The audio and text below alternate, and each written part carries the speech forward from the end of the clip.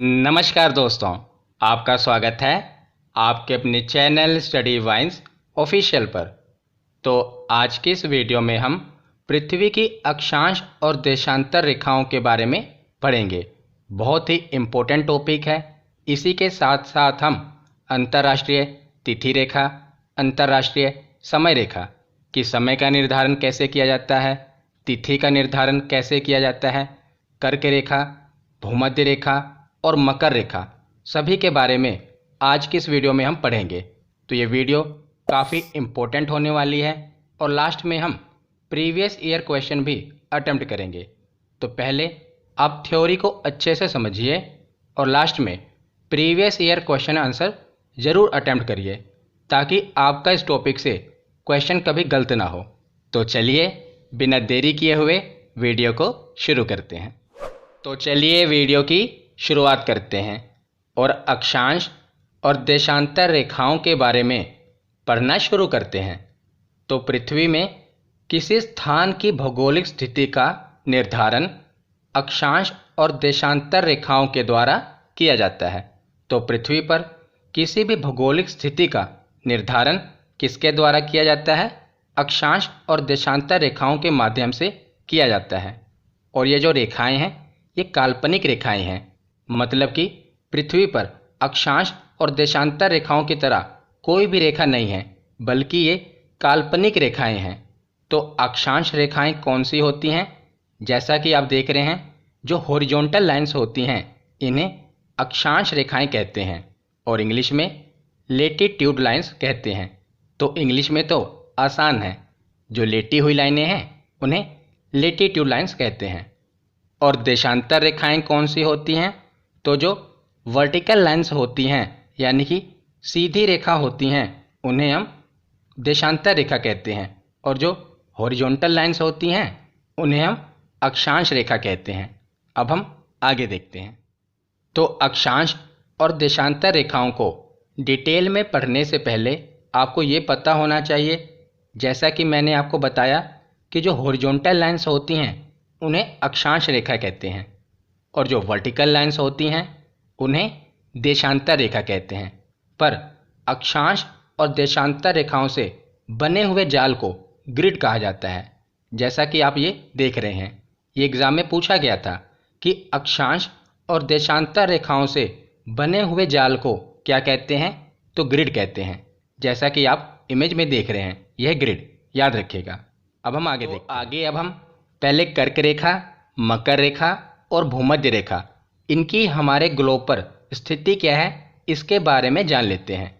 तो जैसा कि मान लीजिए ये ग्लोब है यानी कि हमारी पृथ्वी है, तो पृथ्वी के बिल्कुल बीचों बीच 0 डिग्री अक्षांश रेखा गुजरती है जिसे हम विषुवत रेखा यानी कि भूमध्य रेखा कहते हैं।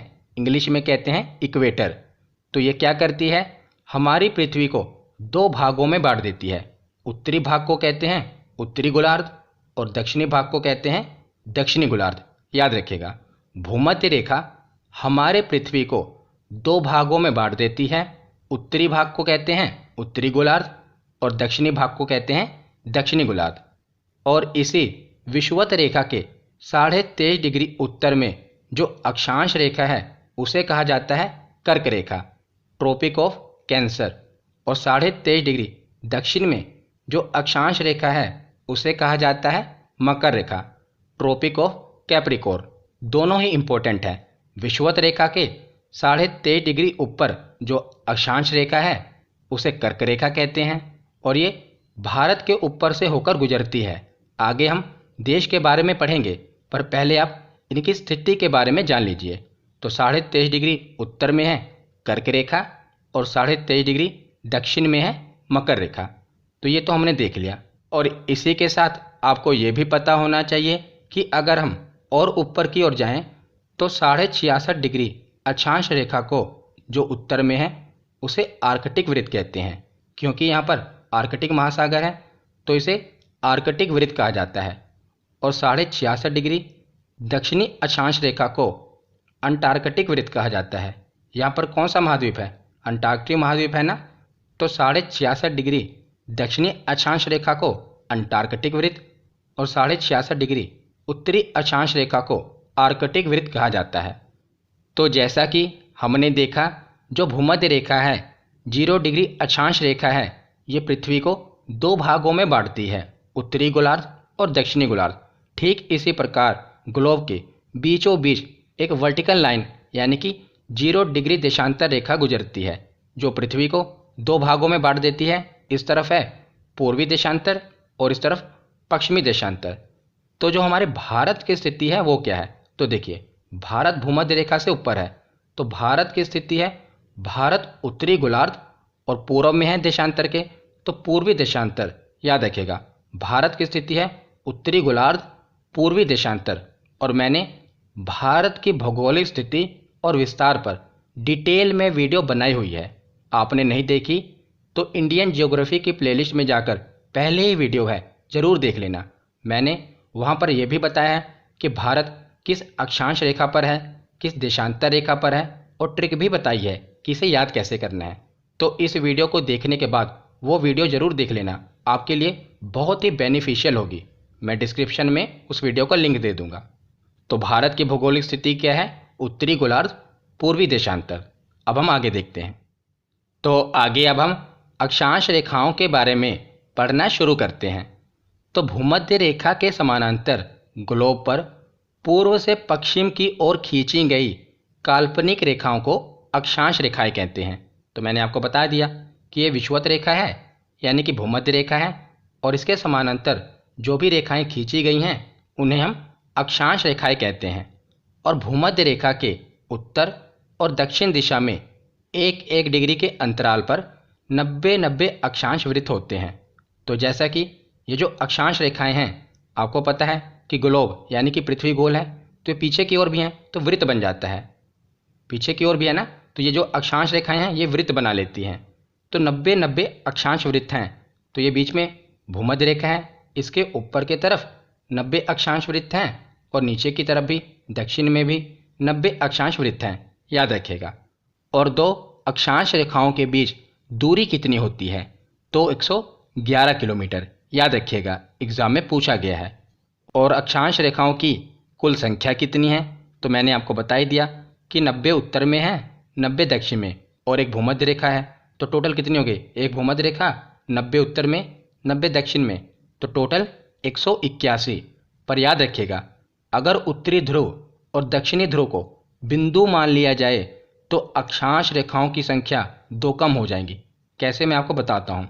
जैसे कि जो भूमध्य रेखा पर वृत्त बनेगा वो सबसे बड़ा बनेगा, जैसे जैसे हम ऊपर की ओर जाएंगे वृत्त छोटा होता जाएगा, और ध्रुवों पर तो ये बिंदु के समान हो जाएगा, उत्तरी ध्रुव पर भी और दक्षिणी ध्रुव पर भी। इसीलिए कई वैज्ञानिकों का कहना है इसे हम अक्षांश रेखा नहीं मानेंगे। इसीलिए 2 रेखाओं को कम कर दीजिए, जो उत्तरी ध्रुव पर है वो भी बिंदु के समान है और दक्षिणी ध्रुव पर है वो भी बिंदु के समान है। तो 90 और 90 में 1-1 कम कर दो, कितना है, 89 + 89, और एक तो भूमध्य रेखा है ही, तो 179 अक्षांश रेखाएं हो जाएंगी जब हम उत्तरी ध्रुव और दक्षिणी ध्रुव को बिंदु मान लें। अगर कुल संख्या पूछी जाए तो वो तो 181 है, पर अगर बिंदु मान लिया जाए उत्तरी ध्रुव और दक्षिणी ध्रुव को तो ये संख्या हो जाएगी 179, याद रखिएगा। तो आगे है कि 2 अक्षांशों के मध्य की दूरी को जोन कहते हैं। क्या कहते हैं, जोन कहते हैं, और हिंदी में इसे कटिबंध भी कह देते हैं, याद रखिएगा। और सबसे बड़ी अक्षांश रेखा कौन सी होती है, विषुवत अथवा भूमध्य रेखा है। ये तो जाहिर सी बात है कि सबसे बड़ी अक्षांश रेखा कौन सी होगी, तो भूमध्य रेखा होगी। और भूमध्य रेखा की कुल लंबाई कितनी है, तो 40,075.16 किलोमीटर, ये इसकी एग्जैक्ट लंबाई है, पर कहीं कहीं पर इसे राउंड ऑफ करके दे दिया जाता है 40,076 किलोमीटर।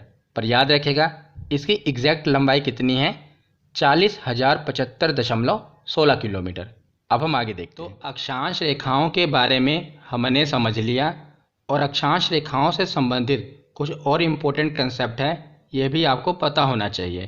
तो जैसा कि आपको पता है, जो हमारी धरती है यह अपने अक्ष पर 23.5 डिग्री झुकी हुई है। तो 23.5 डिग्री अपने अक्ष पर झुके होने के कारण जो सूर्य की रोशनी है ये कर्क रेखा से लेकर मकर रेखा तक सीधी पड़ती है। तो सूर्य लंबवत होता है कर्क रेखा से लेकर मकर रेखा तक। हम ये भी कह सकते हैं कि पूरे वर्ष जो सूर्य की सीधी रोशनी है ये कर्क रेखा से लेकर मकर रेखा तक ही पड़ती है, और बाकी की जगह पर जो सूर्य की रोशनी है ये तिरछी पड़ती है। इसीलिए वहाँ पर सूर्य की रोशनी में ताप काफ़ी कम होता है। और कर्क रेखा से लेकर मकर रेखा के बीच में जितने भी देश आते हैं यहाँ पर सूर्य की रोशनी सीधी पड़ती है, इसीलिए ये गर्म देश होते हैं। अगर आप देखेंगे तो जो ये अफ्रीका महाद्वीप है ये कर्क रेखा और मकर रेखा के बीच में स्थित है। इसी कारण पूरे वर्ष जो सूर्य की रोशनी है अफ्रीका महाद्वीप पर सीधी पड़ती है। पूरे वर्ष सूर्य लंबवत होता है अफ्रीका महाद्वीप पर, इसीलिए जो अफ्रीका महाद्वीप की जलवायु है वो गर्म जलवायु है। वहाँ के लोग भी, उनकी स्किन का कलर भी थोड़ा डार्क है ना, क्योंकि वहाँ की जलवायु काफ़ी गर्म है। और 21 जून को जो सूर्य है ये कर्क रेखा के एकदम ऊपर चमकता है। तो कर्क रेखा के एकदम ऊपर चमकता है, जिस कारण इस दिन उत्तरी गोलार्ध में सबसे बड़ा दिन होता है। याद रखिएगा, ये एग्ज़ाम में पूछा गया है कि उत्तरी गोलार्ध में सबसे बड़ा दिन कब होता है, 21 जून को। और 21 जून को ही अंतर्राष्ट्रीय योग दिवस मनाया जाता है। तो 21 जून को अंतर्राष्ट्रीय योग दिवस मनाया जाता है और उत्तरी गोलार्ध में सबसे बड़ा दिन होता है। और फिर यही सूर्य 22 दिसंबर को मकर रेखा के ऊपर लंबवत होता है। मकर रेखा के ऊपर एकदम सीधी रोशनी पड़ती है, जिस कारण दक्षिणी गोलार्ध का सबसे बड़ा दिन 22 दिसंबर के होता है।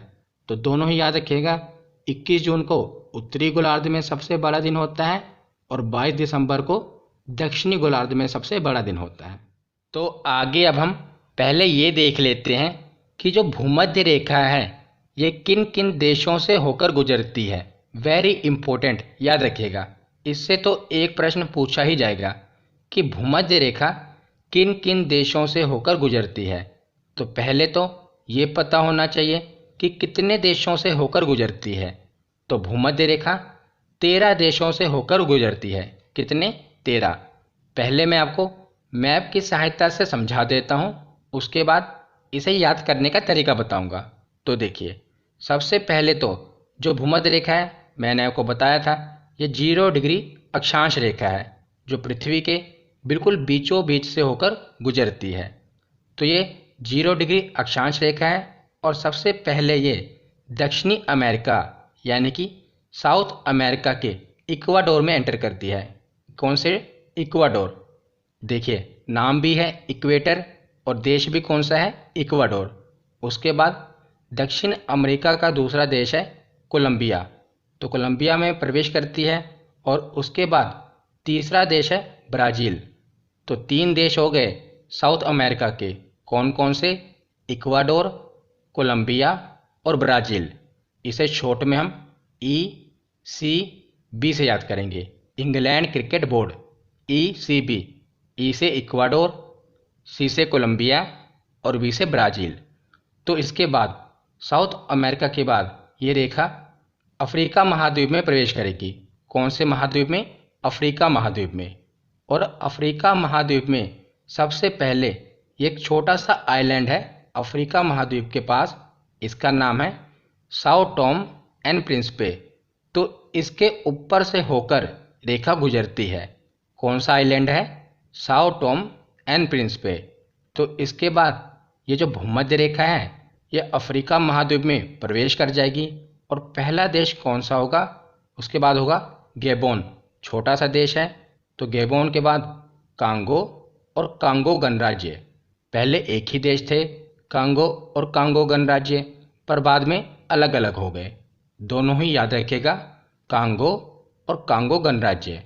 और इसको तो याद रखना और भी आसान है, क्योंकि एक जीके का प्रश्न पूछा जाता है ना कि जो कांगो नदी है ये किस रेखा को 2 बार काटती है।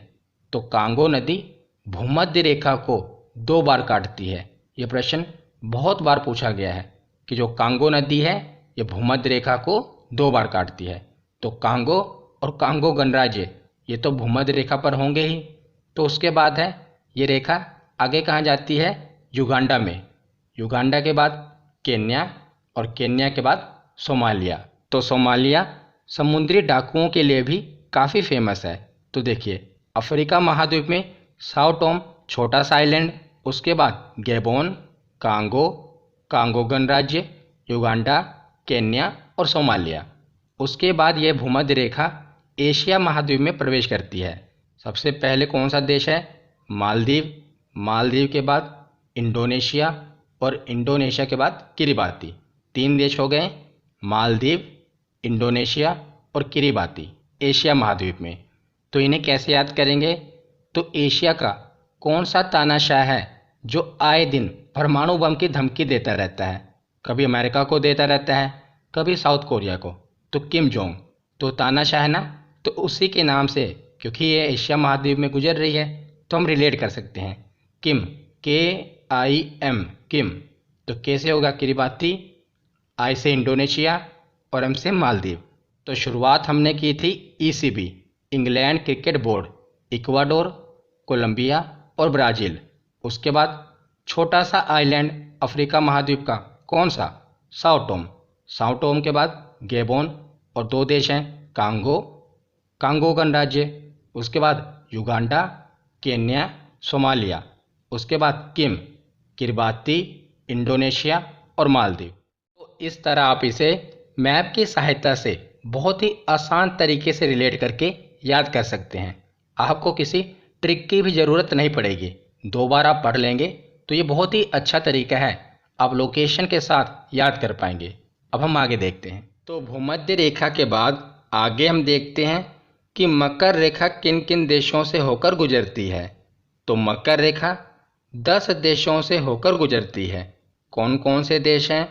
पहले हम मैप की सहायता से देख लेते हैं, उसके बाद मैं आपको ट्रिक भी बताऊंगा कि इसे याद कैसे करना है।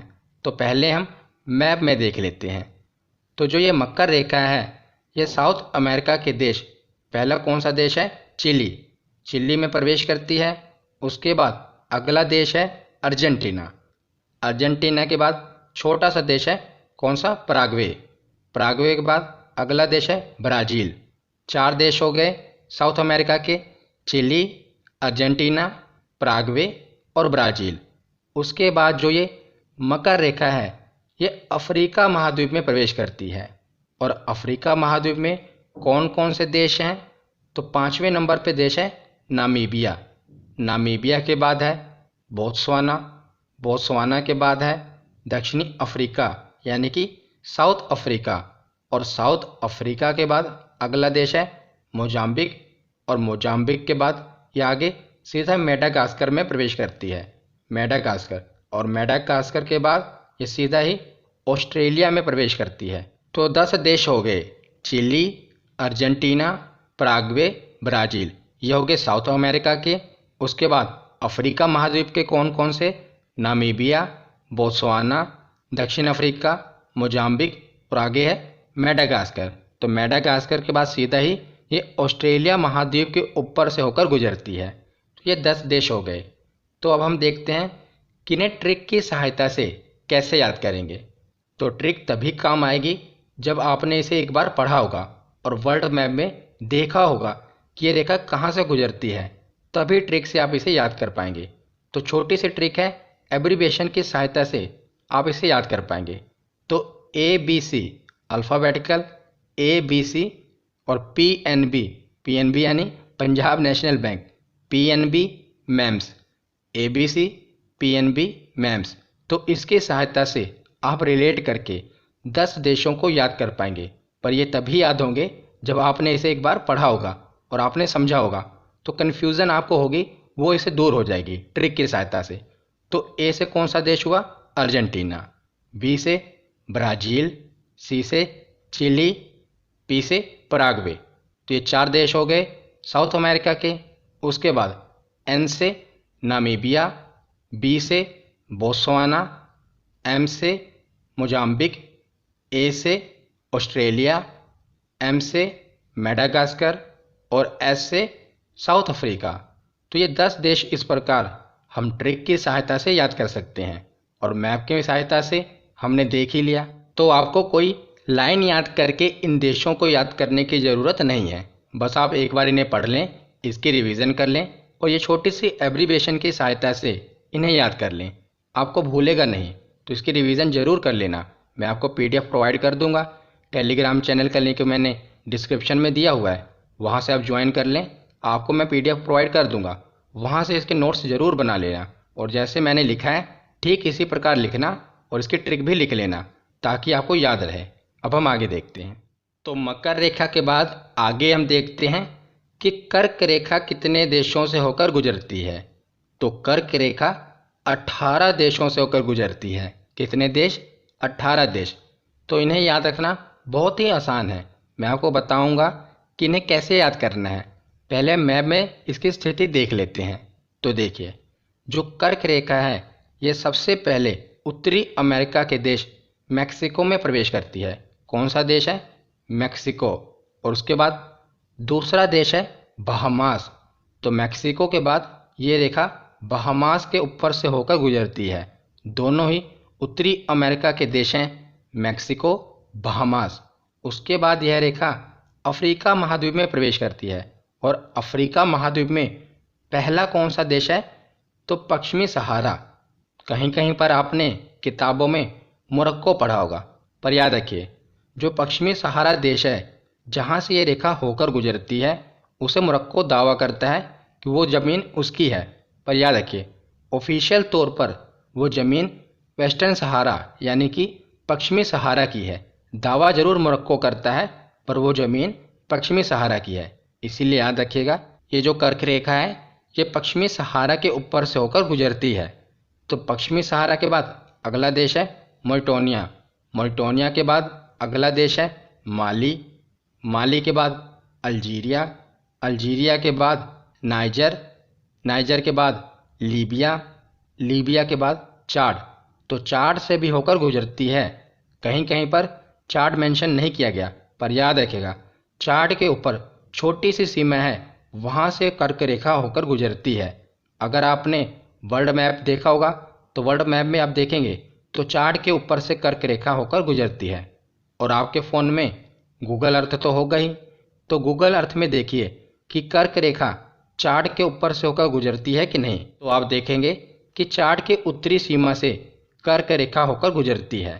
तो चाड के बाद अगला देश कौन सा है? मिस्र यानी कि इजिप्ट। इजिप्ट के बाद यह रेखा मिडल ईस्ट से होकर गुजरती है।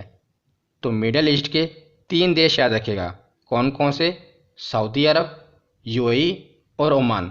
3 देशों से होकर गुजरती है, सऊदी अरब, यूएई और ओमान। उसके बाद यह रेखा भारत में प्रवेश करती है। भारत में आपको पता है कि कर्क रेखा प्रवेश करती है। तो भारत के किन राज्यों से होकर गुजरती है ये मैंने आपको उसी वीडियो में बताया हुआ है जो मैंने आपको बताया था भारत की भौगोलिक स्थिति और विस्तार। तो इस वीडियो के ख़त्म होने के बाद ज़रूर देख लेना, वहाँ मैंने आपको बताया हुआ है कि किन किन राज्यों से होकर गुजरती है। तो ये कर्क रेखा अगर भारत से गुजर रही है तो भारत के बगल में है बांग्लादेश, वहाँ से भी गुजरेगी। तो बांग्लादेश के बगल में है म्यांमार, वहाँ से भी गुजरेगी। और म्यांमार के आगे है चाइना और ताइवान, वहाँ से गुजरती है।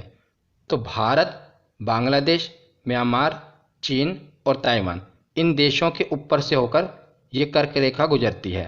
तो आपको एक ओवरव्यू मैंने दे दिया कि कर्क रेखा कहाँ कहाँ से होकर गुजरती है। तो इसे याद कैसे करना है। तो पहले तो आप इन्हें मैप की सहायता से ही याद करने की कोशिश कीजिए। बहुत ही आसान है। कैसे? देखिए, आपको पता है कि भारत के ऊपर से होकर तो गुजरती है। तो अगर भारत के बगल में कौन सा देश है? बांग्लादेश, म्यांमार, चीन, ताइवान। तो 5 देश तो आसान है याद रखने, भारत, बांग्लादेश, म्यांमार, चीन और ताइवान। और 3 मिडल ईस्ट के देश हैं, इन्हें भी एक ग्रुप में याद रखिएगा, सऊदी अरब, यूएई और ओमान। कौन कौन से? सऊदी अरब, यूएई और ओमान। तो कितने देश हो गए? उधर थे 5, 3 8, और उसी के बगल में है मिस्र। हमने देखा ना, ये सऊदी अरब है और ये मिस्र। तो सऊदी अरब और मिस्र, तो कितने देश हो गए? 9 देश। तो 9 देश तो आपने इतने आसान तरीके से याद रख लिया मैं आपकी ही सहायता से। और 2 देश नॉर्थ अमेरिका के कौन कौन से थे? मैक्सिको और बहामास। 11 देश हो गए। तो कितना आसान है याद रखना। और उसके बाद पश्चिमी सहारा, मैंने आपको बताया कि मोरक्को दावा करता है। तो पश्चिमी सहारा के बाद मोरिटानिया, माली, अल्जीरिया, नाइजर, लीबिया, चाड, ये अफ्रीका के देश हैं और इन्हें याद रखना थोड़ा मुश्किल हो जाता है। बाकी तो याद रखना कितना आसान है, पर इन्हें भी याद रखना बहुत ही आसान है। देखिए कैसे, तो मैं आपको ट्रिक बता देता हूँ। छोटी छोटी एब्रीविएशन है, इनकी सहायता से आप इन्हें याद रख पाएंगे। पर पहले आपको मैंने जैसा कि बताया कि एक बार ज़रूर पढ़ा होना चाहिए। आपको ये अंदाज़ा होना चाहिए कि जो कर्क रेखा है ये कहाँ से गुजरती है, वहाँ पर कौन कौन से देश हो सकते हैं। तो वर्ल्ड मैप आपके दिमाग में होना चाहिए, तभी ये ट्रिक आपके काम आएगी। नहीं तो 18 देशों की याद रखना थोड़ा कठिन है, पर ट्रिक की सहायता से और अपनी ऑब्जर्वेशन की सहायता से आप इन्हें याद रख सकते हैं। तो देखिए कैसे, तो हम इन देशों को ग्रुप में याद करेंगे। ग्रुप में याद रखने का फ़ायदा होता है। तो कौन कौन से ग्रुप में याद रखेंगे, देखिए पहले 5M। तो 5M कौन कौन से देश हैं? मैक्सिको, जहाँ से ये रेखा की शुरुआत होती है, मैक्सिको, मॉरिटानिया, माली, मिस्र और म्यांमार। कितने हो गए? 5M। तो ये एक ग्रुप हो गया। तो 5M के बाद दूसरा ग्रुप कौन सा है? Triple B. ट्रिपल बी कैसे? मैक्सिको हमने पहले यहाँ पर देखा था, मैक्सिको के बाद क्या था? बहामास। तो ट्रिपल बी ग्रुप है, बहामास, भारत और बांग्लादेश, 3 ये देश हो गए। तो 5 3 8, और उसी के साथ हमने पढ़ा था ट्रिपल बी डबल सी, चाड और चीन। चाड मैंने आपको बताया ना कि कई किताबों में लिखा हुआ है कि चाड से होकर नहीं गुजरती, पर गुजरती है। और चाड के बाद है चीन, हमने पढ़ ही लिया। और जब चीन आएगा तो चीन के साथ ताइवान को याद रख लेना, क्योंकि चीन ताइवान पे अपना दावा करता है, जबकि ताइवान एक अलग देश है। तो चीन के साथ आप ताइवान को याद कर लेना, क्योंकि हमें तो याद करना है। तो 5M हो गया, ट्रिपल बी डबल सी, 5 3 8 3 11, 11 देश तो आसानी से याद हो गए। और उसके बाद मैंने आपको बताया था कि जो ये मिडल ईस्ट वाले देश हैं इन्हें एक ही साथ याद रख लेना, सऊदी अरब, UAE और ओमान। तो कितने हो गए? 11 3 14, अब बचे 4। तो जो 4 बचे हैं, अलोन बचे हैं, तो उससे हम लोन की सहायता से याद रखेंगे। लोन यानी कि घास का मैदान। L से लीबिया, A से अल्जीरिया, W से वेस्टर्न सहारा और N से नाइजर। तो इस प्रकार आप इन्हें ग्रुप की सहायता से भी याद कर सकते हैं, और मैंने मैप की सहायता से भी समझा दिया कि मैप की सहायता से कैसे याद करना है। ये आपको भारत से लेकर ताइवान तक एक साथ याद करना है, उसके बाद मिस्र से लेकर ओमान तक एक साथ याद करना है, नॉर्थ अमेरिका के एक साथ याद करना है, और बाकी अफ्रीका महाद्वीप के एक साथ याद करना है। तो मैप की सहायता से आप इस तरह याद कर सकते हैं। अगर आपको ग्रुप की सहायता से यानी कि ट्रिक की सहायता से याद करना है तो मैंने एब्रीविएशन भी बता दी। तो दोनों तरीकों में से आपको जो बेस्ट लगे उस तरीके से आप इन्हें याद कर लें। तो आगे अब हम देखते हैं देशांतर रेखाएं। तो उत्तरी ध्रुव और दक्षिणी ध्रुव को मिलाने वाली काल्पनिक रेखाओं को हम देशांतर रेखाएं कहते हैं। मैंने आपको पहले ही बता दिया था कि जो उत्तरी ध्रुव है और दक्षिणी ध्रुव है, इनको जो मिलाने वाली रेखाएं हैं इसे हम क्या कहेंगे? देशांतर रेखाएं कहेंगे। और ध्रुवों से भूमध्य रेखा की ओर जाने पर देशांतर रेखाओं के बीच दूरी बढ़ती जाती है, और भूमध्य रेखा से ध्रुवों की ओर आने पर देशांतर रेखाओं की दूरी घटती जाती है। ये तो जाहिर सी बात है, यह ध्रुव। तो ध्रुव से अगर हम भूमध्य रेखा की ओर जाएं तो आप देखेंगे कि दूरी बढ़ रही है, पर अगर आप भूमध्य रेखा से ध्रुवों की ओर जाएंगे तो दूरी घट रही है। ये तो जाहिर सी बात है ना।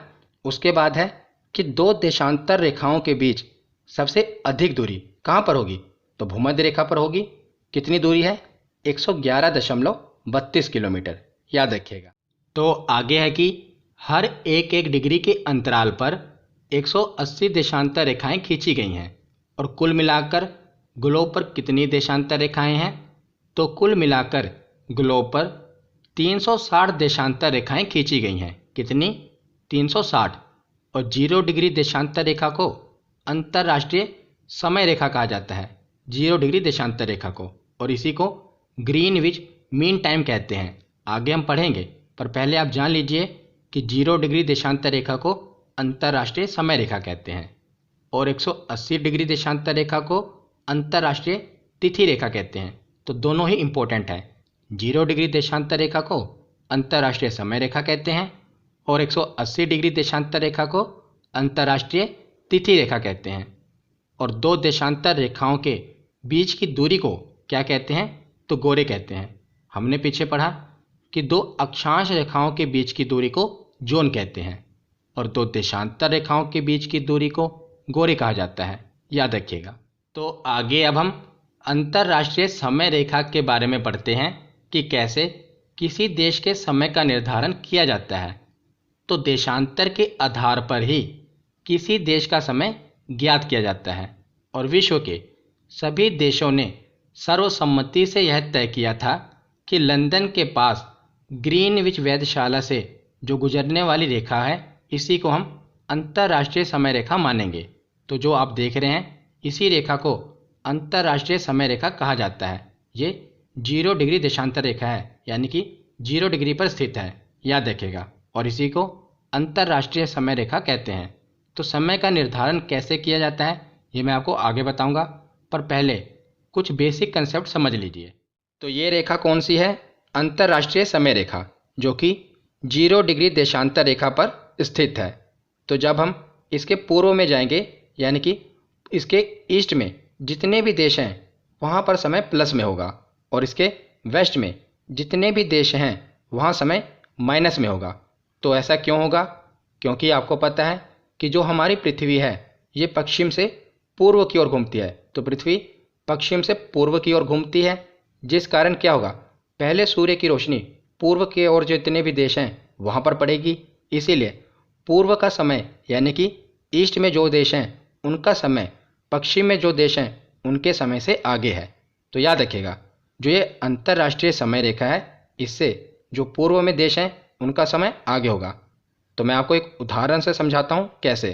तो मान लीजिए जो अंतर्राष्ट्रीय समय रेखा है ये जितने भी देशों से होकर गुजरती है, अगर वहाँ पर दिन के 1 बज रहे हैं, तो अगर हम पूर्व की ओर जाएंगे इस अंतर्राष्ट्रीय समय रेखा से, तो वहाँ पर समय कितना हो रहा होगा, इससे आगे चलेगा। कहीं पर 2 बजेंगे, कहीं पर 3 बजेंगे, कहीं पर 4 बजेंगे। और ये समय का निर्धारण कैसे होगा, कैसे इसकी गणना की जाएगी, वो भी मैं आपको आगे बताऊंगा। बस मैं आपको अभी एक उदाहरण समझा रहा हूँ ताकि आपको अंदाज़ा हो जाए कि समय कहाँ पर बढ़ेगा, कहाँ पर कम होगा। और अगर हम पश्चिम की तरफ आएंगे तो यहाँ समय कम होगा। अगर 0 डिग्री देशांतर रेखा पर 1 बज रहे हैं तो यहाँ पर 12 बज रहे होंगे, और पीछे आएंगे तो 11 बज रहे होंगे, 10 बज रहे होंगे। तो पूर्व में प्लस में होगा और पश्चिम में माइनस में होगा। ये था बेसिक कंसेप्ट। अब हम आगे देखें। तो जैसा कि हमने पीछे देखा, मैंने आपको बताया कि ये अंतर्राष्ट्रीय समय रेखा है और इसे ग्रीनविच मीन टाइम भी कहते हैं। तो जीएमटी के आधार पर ही समय का आंकलन किया जाता है। तो 1 डिग्री देशांतर रेखा पर 4 मिनट का फर्क पड़ जाता है और 15 डिग्री देशांतर रेखा पर 60 मिनट यानी कि 1 घंटे का फर्क पड़ जाता है। ये हमने कैसे निकाला, ये मैं अभी आपको बताऊंगा कि इसको निकालना कैसे है। पर आपको ये पता होना चाहिए कि 15 डिग्री देशांतर रेखा पर 1 घंटे का फर्क पड़ जाता है। मैं आपको उदाहरण की सहायता से समझाता हूँ कैसे। तो देखिए, ये 0 डिग्री देशांतर रेखा है। तो यहाँ पर जितने भी देश हैं, मान लीजिए वहाँ पर दिन के 1 बज रहे हैं। तो अगर हम पूर्व की तरफ जाएं यानी कि ईस्ट की ओर जाएं तो 15 डिग्री देशांतर रेखा पर कितने घंटे का फ़र्क पड़ेगा? तो मैंने आपको बताया कि 15 डिग्री देशांतर रेखा पर 1 घंटे का फ़र्क पड़ जाएगा। अब रही बात कि प्लस में होगा या माइनस में होगा, तो मैंने आपको बताया कि ईस्ट में प्लस में समय होगा। तो 1 बज रहे यहाँ पर, तो यहाँ पर 2 बजेंगे। और आगे हम जाएँ तो 30 डिग्री देशांतर रेखा पर कितने बजेंगे? तो 15 डिग्री देशांतर रेखा पर 1 घंटे का फ़र्क, तो 30 डिग्री देशांतर रेखा पर 2 घंटे का फ़र्क। तो यहाँ पर 2 घंटे का फ़र्क होगा और ये 2 घंटे ग्रीनविच मीन टाइम से आगे होंगे। तो अगर यहाँ पर 1 बज रहे हैं तो यहाँ पर 2 घंटे का फ़र्क यानी कि 3 बजेंगे। तो आशा करता हूँ आपको समझ आया होगा। अगर हम पश्चिम की तरफ जाएँ तो मान लीजिए यहाँ पर 15 डिग्री देशांतर रेखा देखें तो यहाँ पर भी 1 घंटे का फ़र्क तो पड़ेगा, पर वो 1 घंटा माइनस में होगा क्योंकि ये पश्चिम में स्थित है। तो अगर यहाँ पर 1 बज रहे हैं तो यहाँ पर 15 डिग्री देशांतर रेखा पर 12 बजेंगे। और अगर और पीछे जाएं तो 30 डिग्री देशांतर रेखा पर 11 बजेंगे। तो आशा करता हूँ आपको समझ आ गया होगा कि 15 डिग्री देशांतर रेखा पर 1 घंटे का फ़र्क पड़ जाता है। और ये निकाला कैसे, तो वो मैं आपको समझाता हूँ। तो आपको पता है कि जो हमारी पृथ्वी है ये 24 घंटे में अपने अक्ष पर एक बार चक्कर लगा लेती है। तो 24 घंटे पर अपने अक्ष पर ये एक बार घूम जाती है। तो 24 घंटे में 360 डिग्री घूमेगी, तो 1 घंटे में 360/24 यानी कि 15 डिग्री घूमेगी। इसीलिए 15 डिग्री पर 1 घंटे का फ़र्क पड़ जाता है। और अगर हम मिनट में निकालें तो 15 डिग्री पर 1 घंटा यानी कि 60 मिनट, तो 1 डिग्री पर 60/15 यानी कि 4 मिनट। तो 1 डिग्री देशांतर रेखा पर 4 मिनट का फ़र्क पड़ता है और 15 डिग्री देशांतर रेखा पर 1 घंटे का फ़र्क पड़ता है। ये आप याद कर लेना, क्योंकि बार बार कैलकुलेशन करने की ज़रूरत नहीं पड़ेगी। हमें ये बार बार नहीं निकालना कि 24 घंटे बराबर 360 डिग्री, इसको डिवाइड करना है। आपको सीधा इतना ही पता होना चाहिए कि 15 डिग्री देशांतर रेखा पर 1 घंटे का फ़र्क पड़ जाता है और 1 डिग्री देशांतर रेखा पर 4 मिनट का फ़र्क पड़ जाता है। तो अब हम आगे अब हम भारत के समय की गणना कर लेते हैं कि भारत का समय अंतर्राष्ट्रीय समय रेखा से कितना आगे है। आगे ही होगा, क्योंकि भारत पूर्वी देशांतर में स्थित है, तो इसका समय आगे होगा। तो कैसे गणना करेंगे? तो जो भारत है ये 82.5 डिग्री पूर्वी देशांतर रेखा को अपना मानक समय रेखा मानता है। तो 82.5 डिग्री 82.5 को अगर हम 4 से मल्टीप्लाई करेंगे तो कितने मिनट में आ जाएगा? क्योंकि हमने पढ़ा था ना कि 1 डिग्री देशांतर रेखा पर 4 मिनट का फ़र्क पड़ता है। तो 4 से मल्टीप्लाई कर देंगे तो 330 मिनट आ जाएगा। यानी कि भारत का समय अंतर्राष्ट्रीय समय रेखा से 330 मिनट आगे है। और अगर हम मिनट को घंटे में कैसे परिवर्तित करते हैं, तो 330 को 60 से डिवाइड कर दो तो 5 घंटे 30 मिनट आ जाएगा। तो भारत का समय अंतर्राष्ट्रीय समय रेखा से कितना आगे है? 5 घंटे 30 मिनट आगे है। तो जब भी हमें कोई चीज़ डिग्री में दी हो, सीधा उसे 4 से मल्टीप्लाई करें, वो मिनट में आ जाएगा, और फिर 60 से डिवाइड कर दें तो आपको वहाँ का समय पता चल जाएगा कि वहाँ का समय अंतर्राष्ट्रीय समय रेखा से कितना आगे या पीछे है। तो आशा करता हूँ आपको समझ आ गया होगा। तो अंतर्राष्ट्रीय समय रेखा के बाद आगे हम अंतर्राष्ट्रीय तिथि रेखा के बारे में देख लेते हैं। तो 0 डिग्री देशांतर रेखा को अंतर्राष्ट्रीय समय रेखा कहते हैं और 180 डिग्री देशांतर रेखा को अंतर्राष्ट्रीय तिथि रेखा कहते हैं। इसके बारे में हम आगे डिटेल में पढ़ेंगे, पर पहले आप कुछ बेसिक बातें जान लीजिए। और अंतर्राष्ट्रीय तिथि रेखा को 4 बार मोड़ा गया है। क्यों मोड़ा गया है, मैं मैप की सहायता से आगे आपको समझाऊंगा। बस आप ये जान लीजिए कि इसे 4 बार मोड़ा गया है और यह रेखा प्रशांत महासागर से होकर गुजरती है। और इसके सबसे नज़दीक बेरिंग जलडमरू मध्य है। कौन सा? बेरिंग जलडमरू मध्य। ये पूछा गया है कि अंतर्राष्ट्रीय तिथि रेखा के सबसे नज़दीक कौन सा जलडमरू मध्य है, तो बेरिंग जलडमरू मध्य है। तो अब हम मैप की सहायता से अंतर्राष्ट्रीय तिथि रेखा के बारे में समझ लेते हैं। तो अंतर्राष्ट्रीय तिथि रेखा यह है अंतर्राष्ट्रीय तिथि रेखा। 180 डिग्री देशांतर रेखा को अंतर्राष्ट्रीय तिथि रेखा कहते हैं और यह है अंतर्राष्ट्रीय समय रेखा। 0 डिग्री देशांतर रेखा को अंतर्राष्ट्रीय समय रेखा कहते हैं, याद रखिएगा। और ये जो अंतर्राष्ट्रीय तिथि रेखा है इसे मैंने बीच में लिया है ताकि आपको समझा सकूं। इस तरफ है अमेरिका महाद्वीप, इस तरफ है एशिया महाद्वीप। तो अमेरिका महाद्वीप का अलास्का वाला एरिया और एशिया महाद्वीप का ये रूस वाला एरिया है ना, तो इसी के बीच में है अंतर्राष्ट्रीय तिथि रेखा। 180 डिग्री देशांतर रेखा है। तो इस अंतर्राष्ट्रीय तिथि रेखा के अगर हम पूर्व की ओर देखें तो यहाँ पर अगर रविवार है तो पश्चिम की तरफ जाएं तो यहाँ पर सोमवार होगा, एक दिन आगे होगा। ऐसा क्यों होता है, मैं आपको उदाहरण की सहायता से समझाता हूँ। तो उदाहरण को आप ध्यान से सुनिएगा, बहुत ही इंपॉर्टेंट कंसेप्ट है। तो यह है अंतर्राष्ट्रीय तिथि रेखा 180 डिग्री पर है और यह है अंतर्राष्ट्रीय समय रेखा 0 डिग्री पर है। तो यहाँ पर मान लीजिए 0 डिग्री देशांतर रेखा पर 1 जनवरी का दिन है। कितने जनवरी का? 1 जनवरी का दिन है और रात के 12 बज रहे हैं। रात के 12 बज रहे हैं और 1 जनवरी का दिन है। तो अगर हम 0 डिग्री देशांतर रेखा से पूर्व की ओर जाएं तो 180 डिग्री देशांतर रेखा पर यहाँ पर कितना मतलब समय होगा? तो बताइए, 15 डिग्री देशांतर रेखा पर 1 घंटे का फर्क पड़ता है। तो 180 डिग्री पूर्वी देशांतर रेखा पर जाने पर कितने घंटे का फर्क पड़ेगा? तो 12 घंटे का फर्क पड़ेगा। तो मैं यहाँ पर लिख देता हूँ। तो 1 जनवरी का ही दिन होगा। अगर वहाँ रात के 12 बज रहे हैं तो यहाँ पर यानी कि 180 डिग्री पूर्वी देशांतर रेखा पर दिन के 12 बजेंगे, 12 घंटे का फर्क होगा ना। तो अब हम पश्चिम की तरफ जाते हैं। तो पश्चिम की तरफ जाएंगे तो ये रेखा यहाँ से निकलेगी क्योंकि धरती गोल है। तो पश्चिम की तरफ आने पर पश्चिम की तरफ 180 डिग्री पश्चिमी देशांतर रेखा पर कितने घंटे का फर्क पड़ेगा? तो यहाँ पर भी 12 घंटे का ही फर्क पड़ जाएगा। 15 डिग्री देशांतर रेखा पर 1 घंटे का फ़र्क पड़ता है, तो 180 डिग्री देशांतर रेखा पर 12 घंटे का फ़र्क पड़ेगा। तो यहाँ पर भी 12 घंटे का फ़र्क पड़ेगा, पर पश्चिम की ओर आने में समय माइनस में होगा। तो अगर वहाँ पर रात के 12 बज रहे थे और 1 जनवरी का दिन था, तो यहाँ पर 31 दिसंबर का दिन होगा और दोपहर के 12 बज रहे होंगे, क्योंकि अगर 0 डिग्री देशांतर रेखा पर 1 जनवरी का दिन है और रात के 12 बज रहे हैं, तो हम पश्चिम की तरफ आ रहे हैं, तो माइनस में होगा समय, 12 घंटे का फ़र्क है।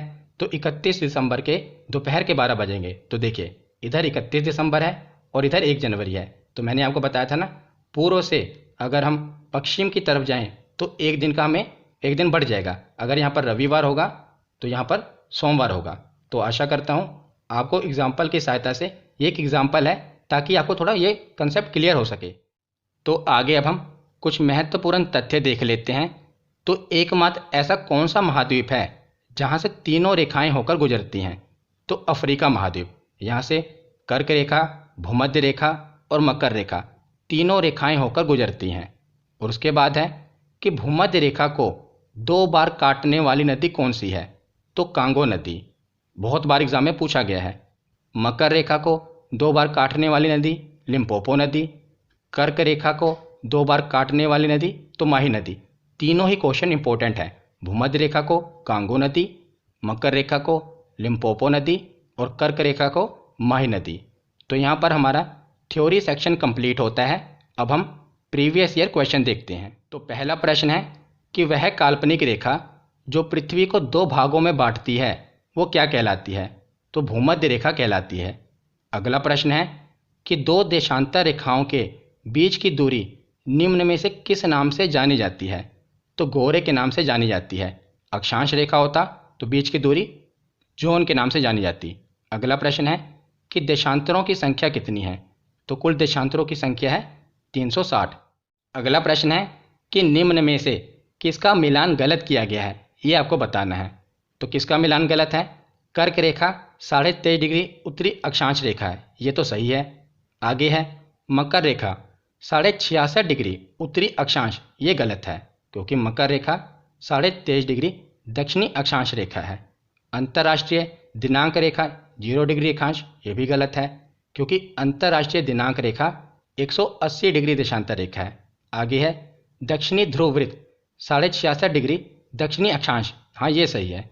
तो इसका सही जवाब होगा ऑप्शन बी 2 और 3। अगला प्रश्न है ग्रीनविच रेखा से तात्पर्य है? तो ग्रीनविच रेखा यानी कि अंतर्राष्ट्रीय समय रेखा, तो ये है 0 डिग्री देशांतर रेखा। अगला प्रश्न है कि देशांतरीय दूरी 1 घंटे के समय अंतराल के बराबर होती है। तो 1 घंटे का समय अंतराल बराबर 15 डिग्री। अगला प्रश्न है कि दक्षिण अमेरिका के निम्न में से किस देश से होकर मकर रेखा नहीं गुजरती? तो देखते ही पता चल गया होगा, बोलीविया से। अगला प्रश्न है कि कर्क रेखा कहाँ से नहीं गुजरती? म्यांमार, नेपाल, बांग्लादेश या चीन? तो कर्क रेखा नेपाल से होकर नहीं गुजरती। अगला प्रश्न है कि काहिरा का समय ग्रीनविच से 2 घंटा आगे है, तो ये कहाँ पर स्थित है? तो पहले तो आपको ये पता होना चाहिए कि ये 2 घंटा आगे है। तो आगे है यानी कि पूर्वी देशांतर रेखा पर होगा काहिरा। तो पश्चिमी देशांतर तो गलत हो जाएगा, दोनों ही गलत हैं। पूर्वी देशांतर पर होगा तो 2 घंटा आगे है। 15 डिग्री पर 1 घंटा, तो 30 डिग्री पर 2 घंटा, तो इसका सही होगा ऑप्शन बी। अगला प्रश्न है कि एक देशांतर को पार करने में 2 स्थानों के स्थानीय मानक के बीच क्या अंतर होगा? तो एक देशांतर बराबर 4 मिनट, मैंने आपको बताया था। आज का आखिरी प्रश्न है कि यदि किसी स्थान का स्थानीय मानक समय ग्रीनविच समय से 12 घंटा आगे है तो वह स्थान कहाँ पर स्थित होगा? तो 12 घंटा आगे है यानी कि पूर्वी देशांतर पर होगा, तो पश्चिमी देशांतर तो गलत हो गया। 12 घंटा आगे है यानी कि 15 डिग्री बराबर 1 घंटा, तो 180 डिग्री बराबर 12 घंटे होंगे। तो आज की ये वीडियो यहीं पर ख़त्म होती है। कैसी लगी ये वीडियो कमेंट सेक्शन में ज़रूर बताना। धन्यवाद।